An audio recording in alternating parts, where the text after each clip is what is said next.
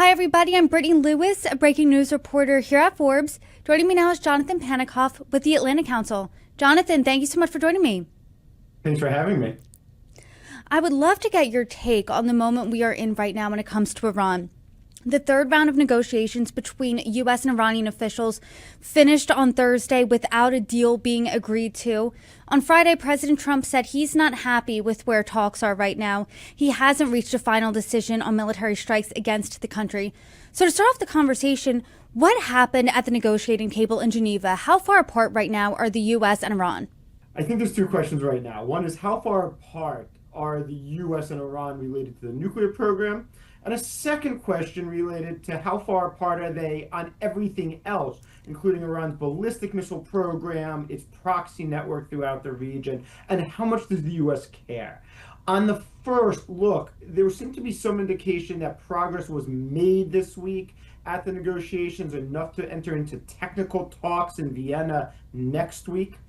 But then President Trump, of course, said as well that there'll be additional talks on Friday. And it wasn't quite clear exactly what he was talking about, whether those technical talks, whether other policy talks with Steve Witkoff.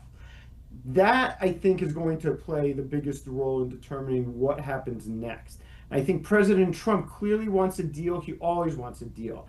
But it does feel like right now, even on the nuclear talks alone, the maximum that the Iranians are willing to give isn't quite where the U.S. minimums are starting. So to that point, if they're not reaching a place, just how far apart are they? What are the biggest sticking points where the two sides can't agree? So there's a couple of things that may be really precluding them, and some of the same issues we've dealt with before.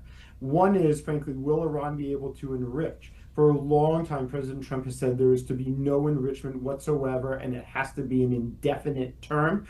The Iranians have balked not only at it being indefinite, but also at the idea of not having any enrichment. And so this idea came in that has now been floated again of a consortium of Iran and some other regional states enriching to 1%, 1.5%, somewhere in Iran. That would be overseen, for instance, by the IAEA, so the Iranians could claim that they're still enriching, they held their line. The US could claim, no, this is a consortium, it's not Iran itself.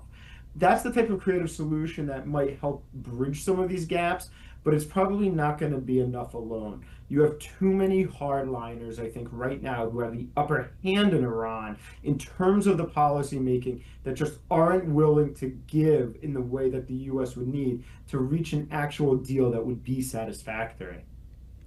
And if they're not willing to give, how much leverage do you think that they have at the negotiating table? Are they in a weak spot, a strong spot? What does that look like?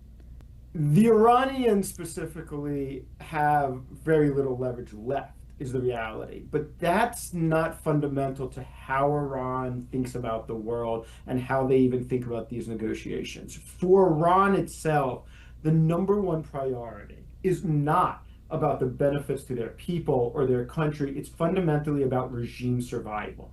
And so from that perspective, they've long seen the nuclear program, whether it gets fully developed and can be a meaningful deterrent to Israel and to the US, or whether it simply is a chip to play, a trade to be made, as critical.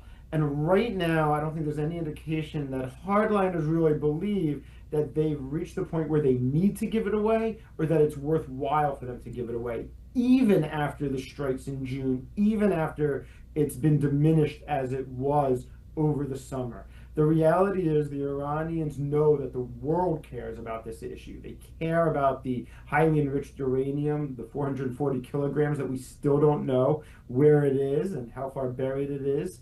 They know we care about the centrifuges. They know we care about the knowledge base that gets very much harder to extinguish.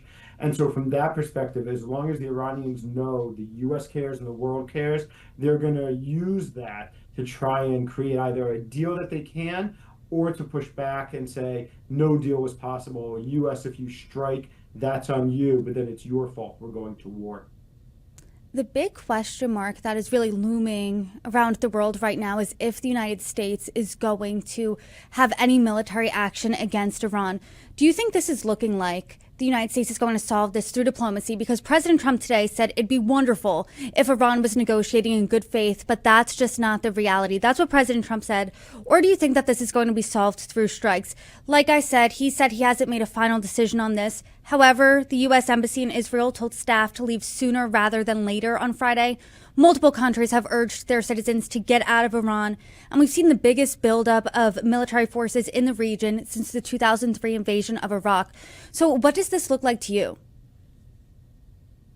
What it looks like is the U.S. is clearly preparing to strike, but not only to strike in a limited way, but for an elongated campaign, a campaign that's 7, 10, 14 days, maybe longer than that.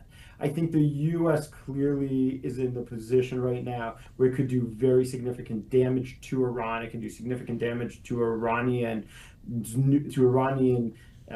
the nuclear program, the ballistic missile program, to frankly trying to go after some of its leadership if that's where it decided it wanted to go, for punishment of the Iranian regime's frankly slaughtering of thousands of its own citizens during the protests, and they could make a decision to strike Basij headquarters, Revolutionary Guard headquarters that are responsible for looking out for the regime, if you take the Iranian parlance of how they think about their security services.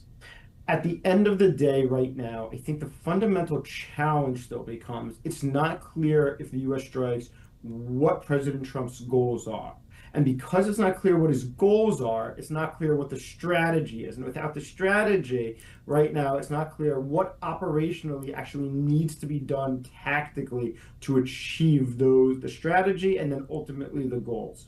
It's all quite linear. In June, it was clear, right? The U.S. made a decision to come in to really try to diminish, President Trump said destroy, it's not totally destroyed, nuclear weapon sites in Esfahan, in Natanz, and of course at Fordo. Now, I think you're talking about a much wider campaign and slightly different because it's the U.S. leading it as opposed to Israel leading it, even as there's been some talk about maybe Israel would go first. All of that is on the table. But also then the question becomes what Iran's reaction is, and the more extensive the U.S. strikes, the bigger Iran's reaction is likely to be as well. I think that that's a really important point, right? That it's unclear what President Trump's goal is. He said that Iran can't have a nuclear weapon, but he also said that the United States forces obliterated Iran's nuclear program over the summer in Operation Midnight Hammer. He also said that Iran's rebuilding its nuclear program and it's working on building missiles that could soon reach the United States. So what is it? I mean, is there evidence that Iran has picked up their nuclear program? How close are they to getting a nuclear weapon? I think anybody that says they know with certainty outside of maybe the intelligence communities exactly how close they are probably is not doing much more than reading the tea leaves.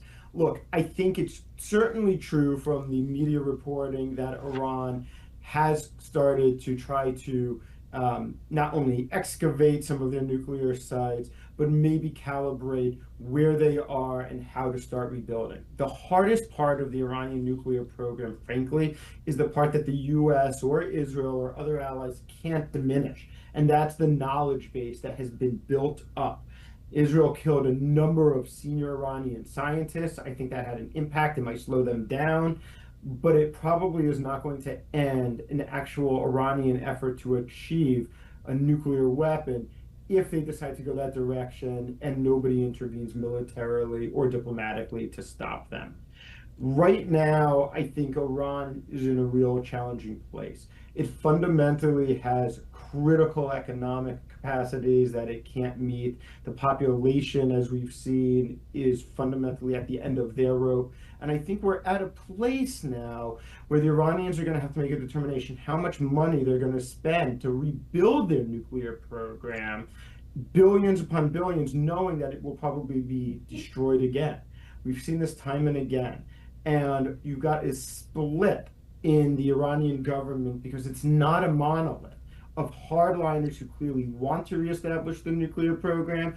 And I think other individuals, maybe more pragmatic ones, who are saying, look, at this point, what do we have to show for it? Meanwhile, if you want to protect the regime and ensure its survival, You've got to calm down what are significant levels of anger among the population because of how far the rial has foreign and currency exchange, because of the challenges for basic necessities, the lack of water in Tehran. We've seen a water crisis pop up now. That's what has to be addressed. There's not that much money. You've got to make a choice of where to put it and what's going to best protect the regime. I know that you don't have a crystal ball here, but I am curious what you think is most likely to happen next. Because on February 19th, President Trump issued this 10 to 15 day window for the United States and Iran to reach a meaningful deal. We are really coming up on that deadline. So when you're thinking about that, what do you think the most likely outcome is? I think the most likely outcome right now, given the forced posture of the United States in the region and how far apart the US and Iran are diplomatically, is that ultimately the president makes a decision to strike Iran. I think the question is going to be the scale of those strikes. Because if they're significant and they're widespread and the duration is fairly long, then you're talking about a situation in which Iran is almost certainly likely to respond in a more fulsome manner than it did during the June attacks, when you had largely a symbolic attack on Al Udeid in Qatar. That could certainly happen, but you'd also be talking about U.S. forces at risk in northern Iraq and Kurdistan, U.S. forces at risk at NAVCEN, Naval Central Command, which is in Manama in Bahrain.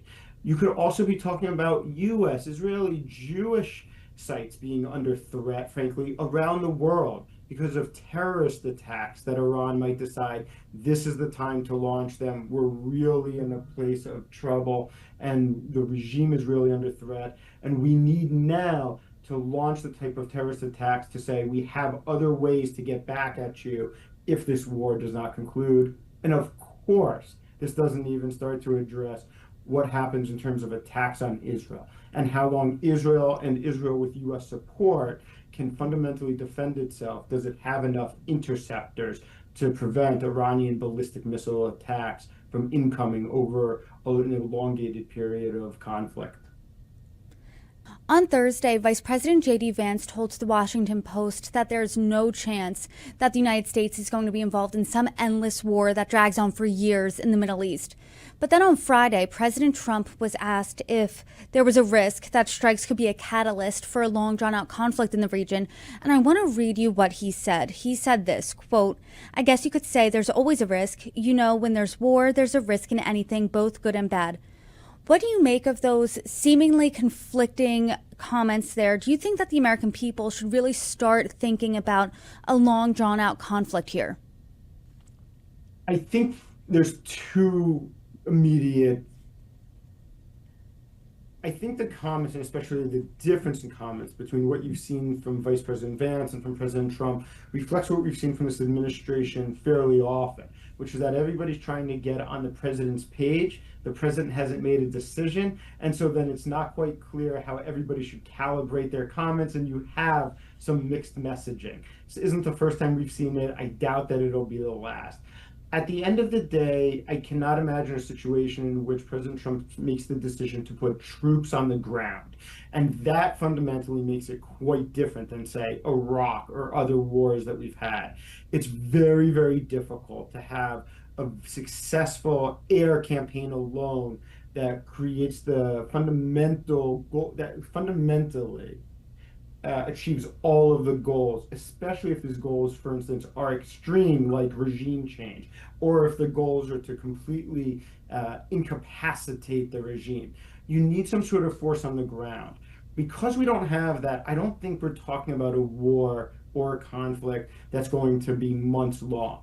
But if folks are looking for it to be a day or two, just like it was in June, to accomplish just very targeted strikes, I think that also may be unlikely, especially true if President Trump chooses a broader target set and the U.S. is in the lead, not Israel. Well, there's certainly a lot to look out for. And as we see developments from this story, I hope you can come back on and join me. Jonathan Panikoff, thank you so much for joining me. You're welcome back anytime. Thanks so much for having me. Look forward to it.